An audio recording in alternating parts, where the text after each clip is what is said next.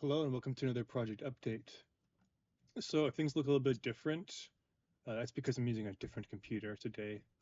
Not any particular reason, but I did back up the project onto here. The old computer's fine. It's just that I moved it to a different spot. And yeah. So anyways, I think yesterday I said I was going to work on the on getting this puzzle working. I did not do that. I was planning on it, but I spent more time working on this other thing than I ended up. All right, so anyways, in the comment section of my previous video, I got some requests to add some additional features to the climbing system. And that is basically what I spent my today's session doing. So allow me to demonstrate. Well, let me check OBS because I want to see if you can actually see what I can see. Yes, you can. All right. All right. So anyways, let's go and see what's going on here. So overall logic is pretty much exactly the same, but so there are now there's now like a system that prevents you from climbing off to the and falling off. So in the original system, if you climb too far off to the side, the player would let go, and in some cases that does still happen. But now there are some additional raycast nodes that detect if the player is like able to climb in that direction. So now if I try to climb to left, so I'm holding left on the control stick right now, and it's not letting me climb to the left because there's no climbable surface over there. I can climb back to the right, and we'll do the same thing over here.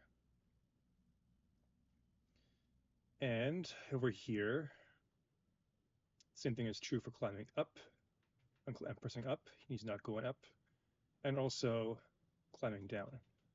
There are a few edge cases where the player will still um, climb into a place where you can't get onto and he'll let go. Here's an example of that. It's due to limitations in how I set up the raycast system. I'd have to make it a lot more elaborate. I don't feel like making it more elaborate to compensate for like these situations over here. I don't think it's worth getting hung up about, and I think it's probably fine for how it is right now.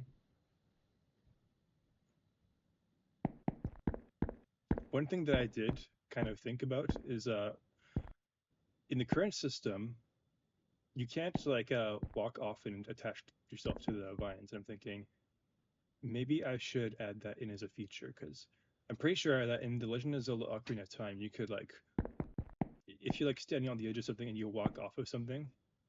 That was a little bit weird. So I'm pretty sure that if you walk off the edge of a climbable surface, Link will he won't jump off or fall off. He'll grab onto the vines and start climbing down. And I think that would be good to implement that into this game.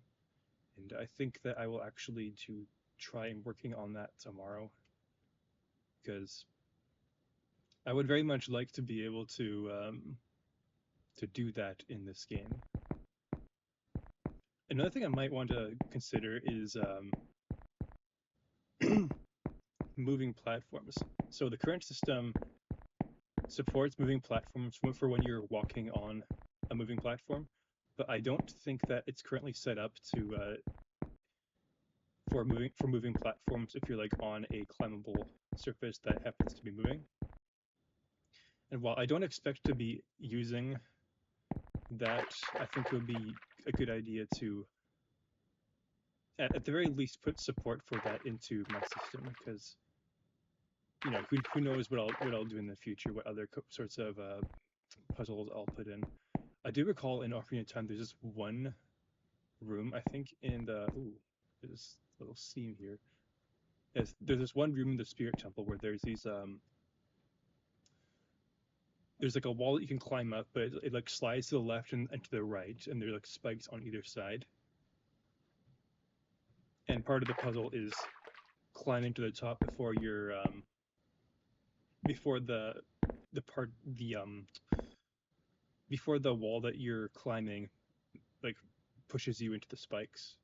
I don't think I'll do something like that, but I do think that it would be good to, at the very least, implement some sort of support for like a imagine like this, but it like moves around. I think it would be good to have that in the system. Anyways, that's probably it for today. I will see you next time. Bye bye.